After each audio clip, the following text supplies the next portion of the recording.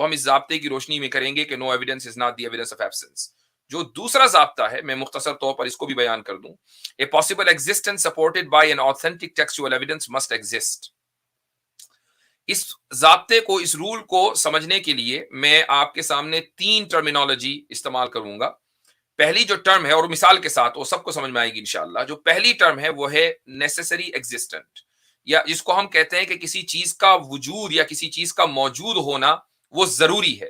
اس کی ایک مثال لے لیں کہ ایک کا اگر آپ 1 اور 2 ان دونوں ڈیجٹس کو آمنے سامنے رکھیں تو 1 کا نمبر 2 کا آدھا ہونا یہ ضروری ہے.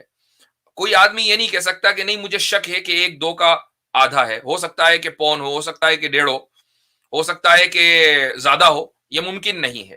اسی طریقے سے ہونا طے ہے, اس کا اسی طریقے سے ہونا ضروری ہے. یہ پہلی ٹرم کی مثال ہے. دوسری ٹرم ہے امپاسبل ایگزسٹنٹ.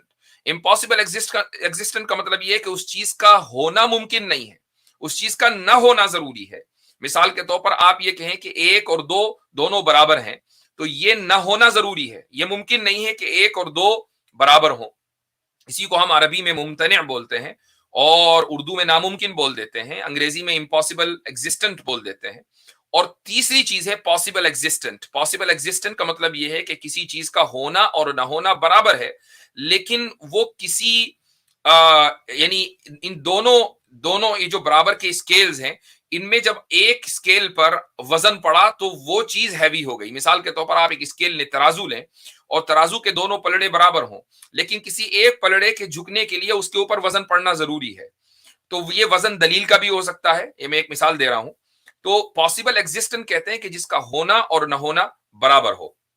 لہٰذا اگر کوئی ایسی چیز ہے اور اس کے ہونے یا نہ ہونے کی کوئی آتھینٹک ٹیکسچوئل ایویڈنس دلیل ہمارے پاس ہے, دیکھیں یاد رکھیے گا کہ آتھینٹک ہونی چاہیے اور وہ ٹیکسچوئل ہو سکتی ہے, وہ اگر ہمارے پاس ہے تو ہم اسی چیز کا, اس کے ہونے کا یقین کریں گے, اور اگر اس کے خلاف دلیل ہے تو اس کے نہ ہونے کا یقین کریں گے. میں اس کی ایک مثال, 2 مثال دے دیتا ہوں آپ کو.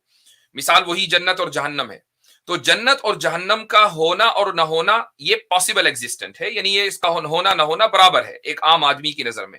اور اس کی وجہ یہ کہ جس طریقے سے یہ کائنات اور اس کی خوبصورتی موجود ہے, تو اسی طریقے سے ایک دوسرا جہاں بھی موجود ہو سکتا ہے کہ جس میں اس سے زیادہ خوبصورتی ہو. اس کے نہ ہونے کی کوئی یہ نہیں کہہ سکتا کہ نہیں یہ امپاسبل ہے. تو ہونا نہ ہونا برابر ہے. لیکن جب ہم نے دیکھا کہ ایک آتھینٹک ٹیکسچوئل ایویڈنس موجود ہے اور وہ آتھینٹسٹی اس کی پروون ہے, اور وہ یہ ثابت کر رہا ہے ٹیکسچوئل ایویڈنس کہ جنت موجود ہے, جہنم موجود ہے, تو اب اس کے ہونے کا یقین کرنا ضروری ہے. اسی طریقے سے خدا کا, اگر آپ کسی ایتھیسٹ سے پوچھیں کہ کیا خدا کا یا کریٹر کا موجود ہونا پاسبل ہے, کوئی بھی ایتھیسٹ یہ نہیں کہے گا کہ امپاسبل ہے. وہ یہ کہے گا کہ ہاں اگر وہ آنےسٹ ہے. ہاں وہ آنےسٹ ہی نہیں ہے تو بات الگ ہے.